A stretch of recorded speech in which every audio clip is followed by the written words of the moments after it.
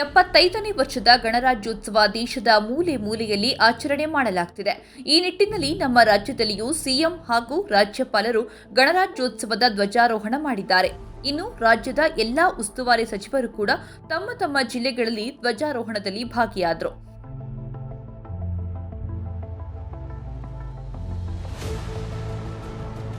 ವಿಜಯಪುರ ಜಿಲ್ಲೆಯ ಸಿಂದಗಿ ತಾಲೂಕಿನ ಗೋಲಾಕೇರಿ ಗ್ರಾಮದಲ್ಲಿ ಗಣರಾಜ್ಯೋತ್ಸವವನ್ನು ವಿಭಿನ್ನತೆಯಿಂದ ಆಚರಿಸಲಾಯಿತು. ಶಾಲಾ ಪುಟಾಣಿಗಳಿಗೆ ಪುಸ್ತಕ ವಿತರಿಸುವ ಮೂಲಕ ಅರ್ಥಪೂರ್ಣವಾಗಿ ಗಣರಾಜ್ಯೋತ್ಸವ ಆಚರಣೆ ಮಾಡಲಾಯಿತು. ಈ ಸಂದರ್ಭದಲ್ಲಿ ಶ್ರೀ ಗೊಲ್ಲಾಳೇಶ್ವರ ದೇವಸ್ಥಾನದ ರವಿಕಾಂತ್ ದೇವರಮನಿ, ಮಡಿವಾಳ ನಾಯ್ಕೊಡಿ, ಡಿಎಸ್ಎಸ್ನ ಬಿಕೆ ಗೊಲ್ಲಾಳ ಸೇರಿದಂತೆ ಊರಿನ ಅನೇಕ ಗಣ್ಯರು ಉಪಸ್ಥಿತರಿದ್ದರು.